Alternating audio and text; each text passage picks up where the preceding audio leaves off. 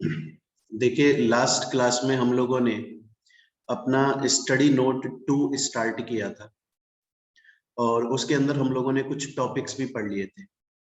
एक टॉपिक हमने पढ़ा था बैलेंस स्कोर कार्ड, जिसके अंदर मैंने आपको बताया था कि अगर आप कभी भी किसी कंपनी के परफॉर्मेंस को इवेल्युएट करना चाहते हैं तो उसके लिए सबसे अच्छा और सबसे जरूरी है कि आप बैलेंस स्कोर कार्ड को चेक करें। नॉर्मली क्या होता है कि हम कंपनी की फाइनेंशियल इंफॉर्मेशन चेक करते हैं और हम ये देखते हैं कि कंपनी के अंदर अगर प्रॉफिट हो रहा है तो फिर हम कंपनी के अंदर इन्वेस्टमेंट कर देते हैं। लेकिन बहुत बार ऐसा होता है कि कंपनी की फाइनेंशियल इंफॉर्मेशन तो अच्छा बताती है, लेकिन ओवरऑल इंफॉर्मेशन हमें चेक करनी पड़ती है ना। कस्टमर का भी देखना पड़ता है हमको, उसके अलावा हमें इंटरनल भी देखना पड़ता है, उसके अलावा हमें ग्रोथ भी देखना पड़ता है। ये सभी चीजें देखनी पड़ती है। देखिए, ये हमने पढ़ा था कि कस्टमर्स को देखना पड़ेगा, इंटरनल बिजनेस देखना पड़ेगा, खुद की लर्निंग देखनी पड़ेगी, ग्रोथ देखना पड़ेगा और फाइनेंशियल भी देखना पड़ेगा। तो आपको सभी चीजें बैलेंस करते हुए चेक करना है, तब जाकर आप सही से कंपनी में इन्वेस्ट कर पाएंगे। अगर सिर्फ फाइनेंशियल बेसिस पर आप कंपनी में इन्वेस्टमेंट का डिसीजन लेते हैं तो हो सकता है वो डिसीजन कल को गलत भी निकल आए। तो एक तो हम लोगों ने ये बैलेंस स्कोर कार्ड का टॉपिक पढ़ा था, इसके कुछ क्वेश्चंस भी देखे थे जो प्रीवियस ईयर में आए हुए। अब हम चलते हैं नेक्स्ट। इसके बाद में मैंने एक टॉपिक स्टार्ट किया था आप लोगों को, डू पॉइंट एनालिसिस। मैंने बताया था ये एक्चुअली में ये भी एक टेक्निक है, ये भी एक टूल है, मेथड है, जिसके थ्रू हम कंपनी की फाइनेंशियल परफॉर्मेंस को इवेल्युएट करते हैं या परफॉर्मेंस को इवेल्युएट करते हैं। फाइनेंशियल को नहीं, परफॉर्मेंस को इवेल्युएट करते हैं। अब मैंने आपको बताया था कि देखो क्या होता है ना कि कंपनी का जो रिटर्न ऑन इक्विटी है, अगर वो रिटर्न ऑन इक्विटी इंक्रीज हो रहा है तो हम ये मानते हैं कि यार शेयर होल्डर्स का फायदा हो रहा है। बट एक्चुअली में क्या है, रिटर्न ऑन इक्विटी अगर इंक्रीज हो रहा है, जरूरी नहीं है कि शेयर होल्डर्स का फायदा हो, क्योंकि रिटर्न ऑन इक्विटी बहुत सारी वजह से बढ़ सकता है। हो सकता है रिटर्न ऑन इक्विटी इसलिए इंक्रीज हो जाए क्योंकि क्योंकि कंपनी ने डेट बहुत सारा ले लिया। अब अगर कंपनी उधार ले रही है पैसा, तो पैसा तो कंपनी के अंदर आया है, लेकिन वो तो रिस्की प्रोजेक्ट है, उधार लिया है कंपनी ने, कल को वापस नहीं कर पाई तो फिर तो कंपनी को बंद होना पड़ जाएगा उस केस में। इसलिए जरूरी नहीं है कि अगर रिटर्न ऑन इक्विटी इंक्रीज हो रहा है तो सच में शेयर होल्डर्स का फायदा हो, ये जरूरी नहीं। मैंने आपको बताया था रिटर्न ऑन इक्विटी जब चेक करना हो तो हम 3 अलग अलग रेशियोज होते हैं हमारे पास में, net profit ratio, asset turnover ratio और फाइनेंशियल लिवरेज, जिसे हम इक्विटी मल्टीप्लायर भी बोलते हैं। क्यों बोलते हैं वो भी मैं समझाऊंगा।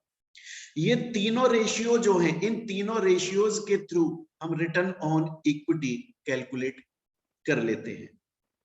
इसका मतलब तीनों की पॉजिटिव रिलेशनशिप है। अगर नेट प्रॉफिट रेशियो बढ़ेगा तो रिटर्न ऑन इक्विटी बढ़ेगा, अगर असेट टर्नओवर बढ़ेगा तो रिटर्न ऑन इक्विटी बढ़ेगा, अगर फाइनेंशियल लिवरेज बढ़ेगा तो रिटर्न ऑन इक्विटी बढ़ेगा।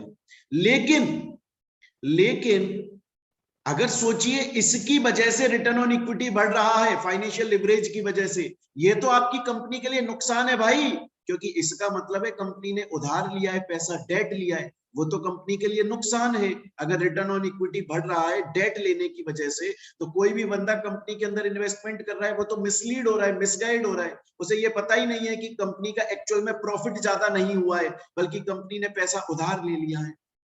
तो देखें, मैंने आपको बोला ये 3 रेशियोज जो आपको दिखाई दे रहे हैं, इन तीनों रेशियोज के थ्रू हम रिटर्न ऑन इक्विटी निकालते हैं। अब मैं आपको एक बात बता दूं, आपके एग्जाम के अंदर कभी कभी प्रैक्टिकल क्वेश्चन भी आ जाता है इससे रिलेटेड करने को, इसलिए हम लोग एक बार पहले इन तीनों रेशियोज के फॉर्मूलाज को देखेंगे अलग अलग सेपरेट। देखिए, नेट प्रॉफिट के लिए आपको सिंपली पता होगा, net profit divided by sales. Second में असेट टर्नओवर है, sales divided by total assets.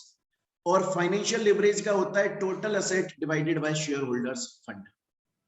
ये इनके फॉर्मूलाज होते हैं। ये सब आप लोगों ने इंटर में पढ़ा हुआ है, बीकॉम तक में पढ़ा हुआ है, तो इस पे हम लोग ज्यादा चर्चा नहीं करने वाले। मैंने आपको बोला return on equity equals to तीनों रेशियोज, क्योंकि तीनों की वजह से रिटर्न ऑन इक्विटी का इंक्रीमेंट होता है। अगर हम इसी इक्वेशन को लिख देते हैं नेट प्रॉफिट की जगह, यहां पर लिख दें net profit divided by sales into asset turnover का लिख दें sales divided by total assets, और फाइनेंशियल लिवरेज का लिख दें total asset divided by shareholders fund. तो देखिए सेल्स से आपका सेल्स कट जाएगा, टोटल असेट से टोटल असेट कट जाएगा, तो लास्ट में जो फॉर्मूला निकल के आ सकता है वो है net profit divided by shareholders fund. मतलब ये भी एक इक्वेशन है जिसके थ्रू आप रिटर्न ऑफ इक्विटी निकाल सकते हो, ये भी एक इक्वेशन है जिसके थ्रू आप रिटर्न ऑन इक्विटी निकाल सकते हो, ये भी एक इक्वेशन है जिसके थ्रू आप रिटर्न ऑन इक्विटी निकाल सकते हो। और एक और चीज मैं बता दूं आपको, नेट प्रॉफिट और असेट टर्नओवर इन दोनों को मिला के ROA बोला जाता है, पता होगा शायद आप। एक चौथी इक्वेशन बता रहा हूं मैं आपको, फोर्थ, असेट टर्नओवर और नेट प्रॉफिट इनको मिलाकर ROA बोला जाता है। अगर हम उससे फाइनेंशियल लीवरेज से इनटू कर देते हैं तो भी रिटर्न ऑन इक्विटी आ जाएगा। कहने का मतलब है आपका जब प्रैक्टिकल क्वेश्चन आए, आपके पास में जो भी फाइनेंशियल वहां पर इंफॉर्मेशन दी होगी, आप फॉर्मूला पुटअप करके और रिटर्न ऑन इक्विटी निकाल सकते हैं। देखिए एक बार इसको हम समझने की कोशिश करते हैं। ये एक क्वेश्चन दिया हुआ है और इसमें आंसर भी दिया हुआ है हाथ की हाथ। देखिए यहाँ पे पहले आपको इंफॉर्मेशन दी हुई, कंपनी की इंफॉर्मेशन दी हुई है, और फिर उसके बाद में इन्होंने फॉर्मूलाज पुटअप करके सब कुछ निकाला हुआ है। असेट टर्नओवर भी निकाला हुआ है ना, इक्विटी मल्टीप्लायर भी निकाला हुआ है, और ये भी बताया हुआ है कि 2012 में कितना था, 2013 में कितना है, 14 में कितना है, 15 में कितना है। अगर गिरा है, नीचे गया है, तो वो भी बताया हुआ है कितना गिरा है। लास्ट में जब हमने इन तीनों फॉर्मूलाज को यूज कर लिया तो रिटर्न ऑन इक्विटी निकल के आ गया कि रिटर्न ऑन इक्विटी डिक्लाइन हो रहा है। आप समझिए, अगर आप सिर्फ एक फॉर्मूला को यूज करके रिटर्न ऑन इक्विटी निकालते तो उससे क्या होता, बाकी दो फॉर्मूलाज जो है ना उनका इंपैक्ट इसको ऊपर क्या पड़ा है ये हमें पता नहीं लगता, और जो भी बंदा कंपनी के अंदर इन्वेस्टमेंट कर रहा है वो सही इन्वेस्टमेंट नहीं कर पाता, उसे पता ही नहीं होता कि रिटर्न ऑन इक्विटी एक्चुअली में डेट की वजह से बढ़ा है। इसलिए सबसे बेस्ट तरीका होता है रिटर्न ऑन इक्विटी निकालने का कि तो तीनों फॉर्मूलाज को, तीनों रेशियोज को एक बार में यूज किया जाए, जिससे हमें फाइनली ये पता लगेगा कि आखिर रिटर्न ऑन इक्विटी बढ़ रहा है, नहीं बढ़ रहा है, किस वजह से बढ़ रहा है, हमें कंपनी के अंदर इन्वेस्टमेंट करना चाहिए कि नहीं करना चाहिए। तो देखिए क्वेश्चन आपके पास में डायरेक्टली आ सकता है कि रिटर्न ऑन इक्विटी निकालो, या फिर आपके पास में आ सकता है नेट प्रॉफिट रेशियो निकालो, या फिर आपके पास में आ सकता है असेट टर्नओवर रेशियो निकालो, या फिर आपके पास में आ सकता है फाइनेंशियल लीवरेज रेशियो निकालो, या फिर आपके पास में आ सकता है कि इनके फॉर्मूलाज को लिख दो आप, या फिर आपके पास में आ सकता है डू पॉइंट एनालिसिस क्या होता है ये समझाओ। जैसे ये क्वेश्चन अगर आप देखें तो ये क्वेश्चन जून 2018 में आया है, 10 नंबर का ये क्वेश्चन है, 10 नंबर का ये क्वेश्चन है। इसके अंदर आपको करना क्या है, इसके अंदर रिटर्न ऑन इक्विटी निकालना है और फिर अपना कमेंट देना है। कमेंट देने का मतलब क्या है, पहले आपको ये बताना है रिटर्न ऑन इक्विटी कितना निकल के आया, फिर आपको ये बताना है, क्योंकि 2 ईयर का दिया हुआ है इसमें ना 2 ईयर का दिया हुआ है, आपको ये बताना है कि डिक्रीज हुआ है कि इंक्रीज हुआ है, सिर्फ इतना सा बताना है। तो मुझे बताएं क्या यहाँ तक की बात आपको समझ में आई, डू पॉइंट एनालिसिस समझ में आया। डू पॉइंट एनालिसिस बोलता है रिटर्न ऑन इक्विटी जो है वो अगर इंक्रीज हो रहा है, जरूरी नहीं है शेयर होल्डर्स का फायदा हो सकता है इस वजह से बढ़ रहा हो क्योंकि कंपनी ने लीवरेज डेट ले लिया हो, तो ये खुशी वाली बात नहीं है। अगर कोई बंदा इसको सोच के कंपनी के अंदर इन्वेस्टमेंट करता है तो वो गलत इन्वेस्टमेंट कर रहा है। अगर रिटर्न ऑन इक्विटी निकालना है तो तीनों जो रेशियोज हैं उनके थ्रू निकाला जाए तो हमें ज्यादा अच्छा डिसीजन लेने को मिलेगा। एक बार चैट पर बताएं यहां तक की बात आपको समझ में आई कि नहीं। तो अब ध्यान से सुन लें आप लोग, ये जो क्वेश्चन आपको दिख रहा है ये क्वेश्चन आप लोगों को सॉल्व करना है। ऑल्दो इसका आंसर भी आपको मिल जाएगा, मेरे ख्याल से आप सभी बच्चों के पास में आप लोगों का रजिस्ट्रेशन नंबर होगा मेरे ख्याल से, है ना, जो आपका इंस्टीट्यूट आपको देता है, CMA इंस्टीट्यूट। हाँ, तो आप लोगों को क्या करना है, सजेस्टेड आंसर्स जो है ना वो डाउनलोड कर लेने हैं, गूगल से डाउनलोड हो जाएंगे सजेस्टेड आंसर्स, ये आपका इंस्टीट्यूट ही देता है। तो जून 2018 का जब सजेस्टेड आंसर देखोगे ना तो उसमें इस क्वेश्चन का आंसर मिल जाएगा। 4 लाइनों के अंदर ये क्वेश्चन खत्म हो जाता है, मतलब 4 लाइनों में 10 नंबर मिल जाते हैं, अगर आपको ये फॉर्मूलाज याद हैं तो। नहीं है तो फिर नहीं, ठीक है। तो मुझे एक बार लास्ट बार ये बता दें, यहां तक ये टॉपिक डू पॉइंट एनालिसिस समझ में आया कि नहीं आया? फिर मैं उसके, हमने 2 पढ़ लिए, एक तो बैलेंस स्कोर कार्ड और एक डू पॉइंट एनालिसिस, ये यहां तक आप लोगों को समझ में आना चाहिए। मेरे पास मैसेज आ रहा है कि सर क्लियर है, ठीक है, अच्छी बात। आगे चलते हैं, नेक्स्ट टॉपिक बहुत ध्यान से देखेंगे आप लोग, बहुत ध्यान से देखें। अब हम जो नेक्स्ट टॉपिक स्टार्ट कर रहे हैं वो बहुत इंपॉर्टेंट टॉपिक है, 99% चांसेस है एग्जाम में क्वेश्चन आता ही आता है। ध्यान से देखें, हमारा टॉपिक का नाम है बेंचमार्किंग, हमारे टॉपिक का नाम है बेंचमार्किंग। अब क्वेश्चन ये आता है कि बेंचमार्किंग का मतलब क्या है, एक बार एग्जांपल देखते हैं हम, थोड़ा सा समझिए। एक ना बड़ा ये स्टेटमेंट चलता है कि dream it and do it. सोचो, अपने लिए एक स्टैंडर्ड सेट करो, अपने लिए एक गोल सेट करो और फिर उसके अचीव करो। जैसे जैसे ये एक्टर है प्रभास करके कुछ नाम है इसका, गलत हो तो पता नहीं मुझको, शायद यही हो, प्रभास करके इसका कुछ नाम है ना, यही है। तो ये इसने ऋतिक रोशन को देखा एक बार, इसकी ऋतिक की बॉडी देखी और इसने बोला नगर में डिंडोरा पिटवा दो, अब मेरे को अब ऋतिक टाइप बॉडी बनानी है, आज से ये मेरा बेंचमार्क है, आज से ये मेरा गोल है, आज से ये मेरा स्टैंडर्ड है, मुझे ये अचीव करना है।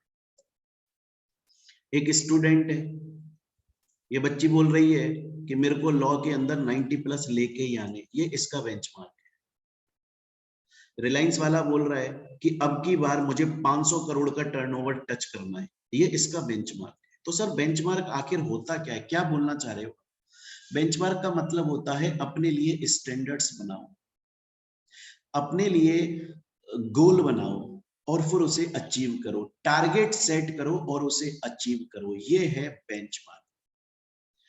देखो ट्रेडिशनली इसके अंदर क्या होता है कि जो आपका एक्चुअल रिजल्ट है और जो आपका स्टैंडर्ड है उसको कंपेयर करो, आपने सोचा क्या था, आपने सोचा क्या था,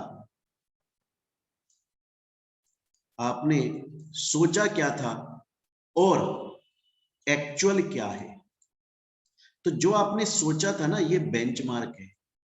आदमी क्या सोचता है, आदमी हमेशा टॉप सोचता है, टॉप पोजीशन पर सोचता है कि मैं ये अचीव करूं। आदमी ये थोड़ी सोचता है कि मैं नीचे चला जाऊं, आदमी सोचता है मैं हमेशा प्रोग्रेस करूं। वो उसका बेंचमार्क होता है, वो उसका बेंचमार्क होता है। एग्जाम्पल के तौर पे क्रिकेट में ज्यादातर लोग सचिन को बेंचमार्क मानते हैं, मूवी की फील्ड में ज्यादातर लोग या तो अमिताभ बच्चन को या शाहरुख खान को बेंचमार्क मानते हैं। ये वो है जहां पे तुमने अपना गोल सेट किया है, मुझे यहां पहुंचना है और अभी एक्चुअल में कहां हूं देख लो, और जो दूरी है वो कैसे तय करोगे, प्लान बनाओ इसके लिए, स्ट्रेटेजी बनाओ इसके लिए, अपनी कमियां ढूंढो, कमियां क्या है, अपनी स्ट्रेंथ ढूंढो और कमियों को, वीकनेस को स्ट्रेंथ में कन्वर्ट करो।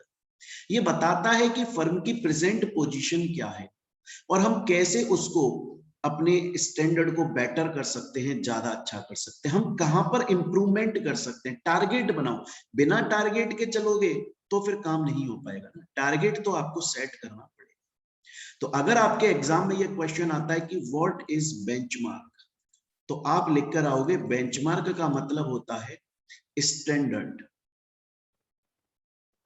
जो कि एक कंपनी सोचती है कि मुझे यहां तक पहुंचना है, और जो एक्चुअल पोजीशन पर वो खड़ी है उसके बीच का जो गैप है, उसके बीच की जो दूरी है, वो उसे तय करनी है, तब जाकर वो अपने बेंचमार्क को अचीव कर सकती है। उसके लिए सबसे अच्छी बात यह है कि आपको एक्यूरेट इंफॉर्मेशन होनी चाहिए अपने बारे में भी, कि कंपनी के अंदर क्या चल रहा है, कहां पर गलती हो रही है, और आपको अपने जो कॉम्पिटिटर है उसकी भी इंफॉर्मेशन होनी चाहिए कि हमारा जो कॉम्पिटिटर है वो हमसे किस तरीके से कुछ अलग प्रोवाइड करने की कोशिश कर रहा है, जिससे हम भी वो काम करें, कहीं हम रेस में पीछे ना रह जाए। मुझे बताओ, क्या ये समझ में आया बेंचमार्क का मीनिंग क्या होता है? जल्दी से बता दें सभी बच्चे। और मैं फिर बोल रहा हूं, अगर नहीं आया समझ में, कोई दिक्कत वाली बात नहीं है, आप दोबारा पूछ सकते हैं, 10 बार पूछ सकते हैं, मैं दोबारा समझा सकता हूँ, कोई दिक्कत नहीं है मुझे। मेरे पास में इंफॉर्मेशन आ रही है कि सर मुझको समझ में आ गया बेंचमार्क क्या होता है। ठीक है, अब देखें सर इसका 7th पॉइंट, ओके। अच्छा, 7th पॉइंट पे बात करते हैं एक बार। उसके लिए मैं क्वेश्चन पूछूंगा, आप जवाब दीजिएगा, बहुत इजी है। देखें, मुझे एक बात बताओ कि आप सीएमए कर रहे हो, और आप सीएमए में फाउंडेशन भी पढ़ी आपने, और आपने इंटर पढ़ी होगी, फिर आपने फाइनल पढ़ी होगी, तब जाकर आपने सीएमए की डिग्री लेनी है। यहां पर आप प्रोफेशनल बन जाओगे। अब ध्यान से देखो, आप जब फाउंडेशन में आए तो आप में काफी जोश था, काफी मोटिवेटेड थे आप, काफी अच्छा परफॉर्म करना चाहते थे, खुश थे, तो भाई आपने अच्छी प्लानिंग करी, अपने लिए टारगेट सेट करे, और आपने उसके लिए मेहनत करी, और आपने अचीव कर लिया। मान लो अचीव कर लिया, मुझे बताओ अब हो गया, बस यहीं पे रुक जाओगे आप, या फिर इसके लिए भी कुछ करोगे, इसके लिए भी कुछ करोगे, और फिर लाइफ में आगे करते रहोगे ना, हर लेवल पे? यही बात है, हर लेवल पे करना है, बिल्कुल कंटिन्यू प्रोसेस है, कंटिन्यू प्रोसेस। आपको जो बेस्ट प्रैक्टिस है ना, उनके लिए कंटिन्यू। आप सोचिए, मैंने आपको अभी एग्जांपल दिया, प्रभास नाम का एक जो हीरो है, उसकी एक मूवी आई थी कुछ सालों पहले, बाहुबली। वो मूवी बहुत चली, आज भी उस मूवी को लोग पसंद करते हैं, और बहुत पसंद करते हैं, टीवी पे भी देखते हैं, थिएटर्स में भी देखा, और प्रभास की बहुत तारीफ हुई साहब, और सबकी हुई जो उसमें काम कर रहे थे पिक्चर में, सबकी। मुझे एक बात बताओ यार, अगर अब प्रभास ने बाहुबली में बहुत अच्छा काम किया, नो डाउट, तो उसने स्टैंडर्ड अचीव, अपना बेंचमार्क अचीव कर लिया, चलो मान गए, चलो। अच्छा एक बात बताओ, अब प्रभास आगे जितनी भी मूवीज कर रहा है उनमें बढ़िया काम नहीं करे, क्या लगता है आपको प्रभास को कोई याद रखेगा? नहीं रखेगा। आप देखिए, ऐसी कितनी सारी मूवीज आई हैं जिनके अंदर जो हीरो है उसने बहुत अच्छा परफॉर्मेंस दिया, लेकिन उसके बाद में फिर आगे की मूवीज में वो नहीं दे पाया, तो वो वाली मूवी जो है वो तो बहुत चली उसका नाम, लेकिन फिर वो फिसल गया, आज उसे कोई याद नहीं रखता इतना, है ना? इसलिए जरूरी है, बिल्कुल, तो कंटिन्यू चलना पड़ेगा आपको, कंटिन्यू। आप जहां बीच में रुक गए, बस वहीं पे फिर आपका डाउनफॉल स्टार्ट। चलिए, अब चलते हैं आगे। बहुत ध्यान से देखें, बहुत ध्यान से देखें, बहुत इजी चीज बताने वाला हूं, बहुत ध्यान से देखें, बहुत इंपॉर्टेंट चीज।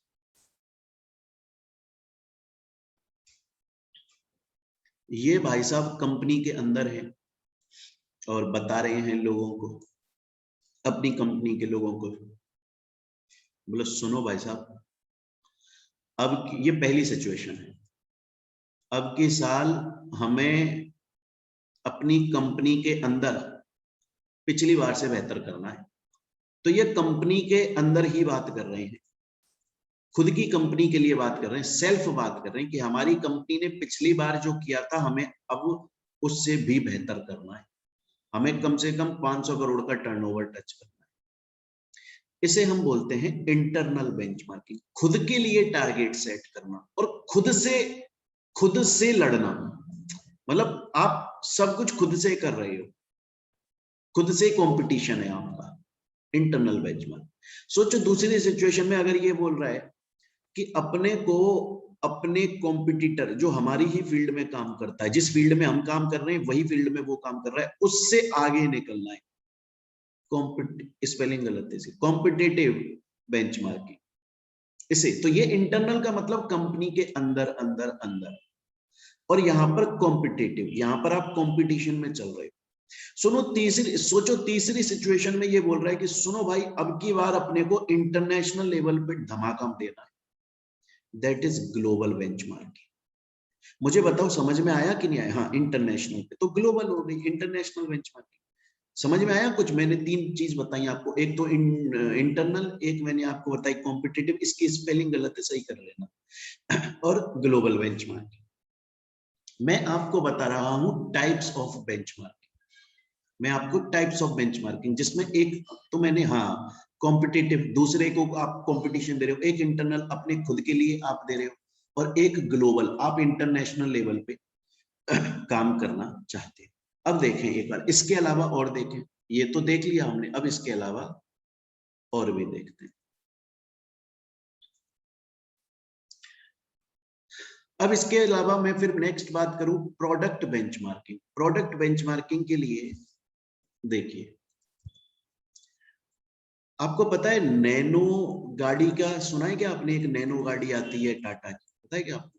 नैनो गाड़ी आती है टाटा, पता है ये 2008 के करीब अप्रोक्स, मैं अंदाजा लगा रहा हूँ, 2008 के आसपास ये लॉन्च हुई थी, जहां तक मुझे याद है। पता है ये उस वक्त फ्लॉप हो गई थी, फ्लॉप हो गई थी, फ्लॉप हो गई थी। और फ्लॉप होने के बहुत सारी वजह होंगी, उनमें से एक वजह ये भी थी कि बेंगलोर के अंदर एक लड़का, मतलब एक कपल ही थे शायद, वो फैमिली थी, तो वो गाड़ी चला रहे थे और चलती चलती गाड़ी में आग लग गई, चलती चलती गाड़ी में आग लग गई। तो उसने हंगामा कर दिया, कपल ने बोला यार मेरे बीवी बच्चे की जान, हम तो बच गए, चलो कल को कुछ हो जाता तो भैया मेरा तो परिवार नष्ट हो जाता। केस कर दिया उसने, तो बहुत मीडिया में हल्ला गुल्ला हो गया। तो जो टाटा साहब है ना, उन्होंने बोला तुम्हारी गाड़ी जो नैनो है ना, उसे तुम अपने पास में रखो अभी। और इन्होंने बेंगलोर के अंदर एक क्रिकेट ग्राउंड है, उस क्रिकेट ग्राउंड के अंदर इनकी गाड़ी मंगवाई, और मीडिया पे ये लाइव चल रहा था, और इंजीनियर्स मंगवाए। बोला इंजीनियर मैं अपने नहीं मंगवा रहा हूं, तुम मंगवाओ जो तुम्हें पसंद हो, कल को तुम बोलो मैंने तो अपने सेट करके लाया था, तुम मंगवाओ, तुम्हारी मर्जी के इंजीनियर्स जो तुम्हें गवर्नमेंट से ऑथोराइज्ड मंगवा लो, जाओ।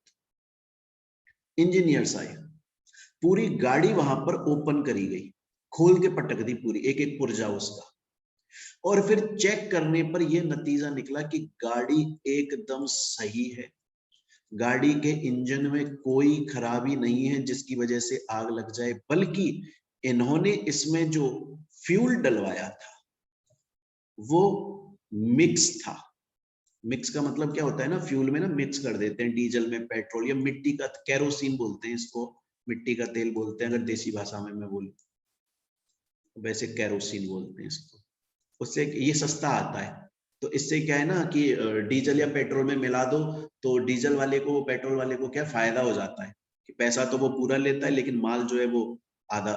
कभी कभी इससे क्या हो जाता है, रिएक्शन हो जाता है ना, तो आग लग जाती है। ज्यादातर गांव वाली साइड में होता है, खेतों में ट्रैक्टरों में आग लगती है, जिनकी वजह से जब वो खेत में जोत रहे होते हैं खेत को, है ना, तो पूरी फसल जल जाती है उनकी, ऐसा होता है ज्यादातर।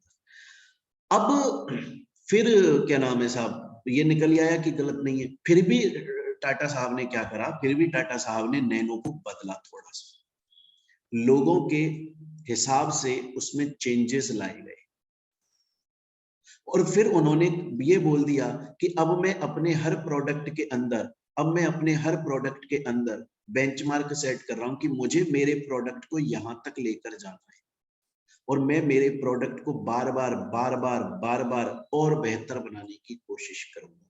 प्रोडक्ट बेंचमार्क, देखो एक तो खुद कंपनी अपना प्रोडक्ट बेटर चाहती है, उसके अलावा वो ये भी चाहती है कि जो मेरे राइवल का प्रोडक्ट है, मेरे कॉम्पिटिटर का प्रोडक्ट है, उससे भी बेहतर प्रोडक्ट नजर आए। एग्जाम्पल के तौर पे आप लोग देखिए, 2 मूवी आई थी, एक आई थी दंगल, एक आई थी सुल्तान। दोनों मूवीज बहुत बढ़िया है। अगर आप बोलोगे एक्टिंग के लेवल पे, तो एक्टिंग के लेवल पे तो दंगल अच्छी है। लेकिन पता है, अगर आप रिपीट करके मूवी को देखना चाहें ना दोबारा, तो भाई साहब ये मूवी देखी जाएगी। इस मूवी को आप 1-2 बार देख लोगे, ठीक है, मुझे तो फिर बार बार बोरियत सी होने लगती है इसमें।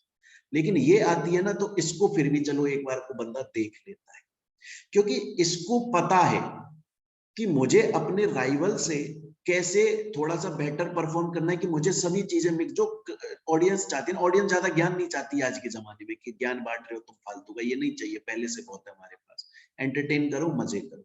आपको राइवल से भी अच्छा प्रोडक्ट बनाना पड़ेगा। आप देखिए, मैगी के कंपटीशन में कितने सारे प्रोडक्ट आ गए, लेकिन मैगी को कोई इतना बड़े लेवल पे टक्कर नहीं दे पा रहा है, क्योंकि अभी तक इतना कोई बढ़िया आया नहीं है।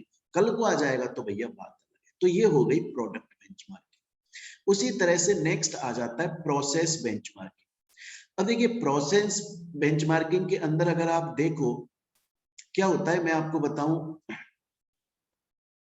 आपको आप ये देखो एक चीज, 1 मिनट एग्जाम्पल देखा। एक ना ओला कंपनी है, एक ना उबर कंपनी है। अब इनको देखो, इन दोनों कंपनीज के अंदर जो बंदा ड्राइवर है, ड्राइवर का मतलब जो बंदा राइड कर रहा है ना, तो वो उसको कमीशन एक तो कम मिलता है, दूसरा उसके ऊपर रेस्ट्रिक्शंस भी बहुत ज्यादा है, तीसरा उसको क्या है ना कि ये टूरिस्ट वाली, मतलब जो आप कभी कोई गाड़ी खरीदते हो ना, तो गाड़ी की नंबर प्लेट जो होती है वो 2 टाइप की होती है। एक तो होती है प्राइवेट, लेकिन एक होती है जो जिसको हम टूरिस्ट वाली बोलते हैं, वो पीले कलर की होती है, येलो कलर की होती है वो नंबर प्लेट। कभी भी आप देखिएगा ओला या उबर से कोई आपके पास में आएगा ना, तो उसकी नंबर प्लेट हमेशा येलो कलर की होगी। और पता है, उसके पैसे अलग से लगते हैं नंबर प्लेट लेने के, और इसका टैक्स भी ज्यादा भरा जाता है ना। तो ये नंबर प्लेट जो है वो येलो कलर की होनी चाहिए, समझिएगा अब आप। लेकिन वहीं पर अब क्या है ना, ये देखा गया, बोला यार देखो इसमें लोगों को, ड्राइवर्स को प्रॉब्लम तो आ रही है यार। तो फिर एक नई कंपनी आई और उसने क्या करा, प्रोसेस चेंज कर दिया। रैपिडो नाम की कंपनी आई।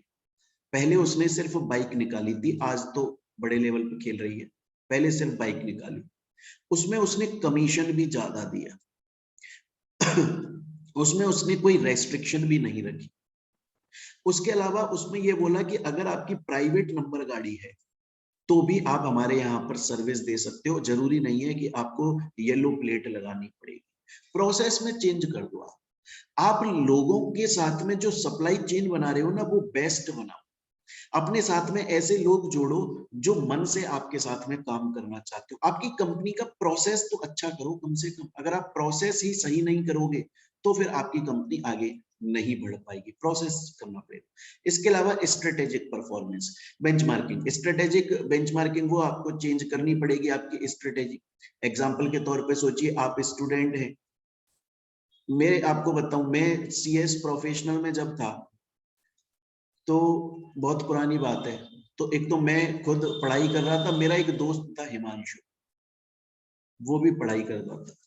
वो मेरे पास में बार बार आता, उसने कहीं और से कोचिंग ली थी। वो मेरे पास में आता, बोलता मोहित फलाना, इसका मतलब बता, इसका मतलब बता। मेरे को कुछ का जवाब आता, कुछ का नहीं आता। मैं नाराज हूं, मैंने यार तू परेशान करता है, तू डिप्रेशन में ला देता है, तू भग जाए यहाँ से, परेशान बहुत कर रहा है। फिर उसने पूछा, बोल मोहित यार तेरा क्या है सीन, मतलब तू कैसे पढ़ता है। मैंने कहा देख भाई, कोर्स बहुत सारा है यार, मेरे से नहीं पढ़ा जाएगा यार पूरा, या मैंने पूरा पढ़ लिया है, लेकिन मैं बार बार पूरे को रिवाइज नहीं कर सकता यार। बार बार बार बार बार बार उससे क्या होगा कि मेरा इतना मजे नहीं आ पाएंगे। मैं तो देख, जो क्वेश्चन पिछली बार आए हैं या जिस टाइप के आए हैं, मैंने एक स्ट्रेटेजी बना ली है।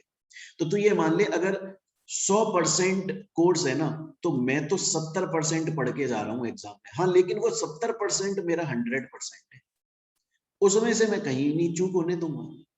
मैंने बोला तेरा क्या है, बोला भाई मैं तो 100% का 100% पढ़ के जाता हूँ। और मैं तो उस हिसाब से काम करता हूँ। सबकी अपनी अपनी स्ट्रेटेजी है।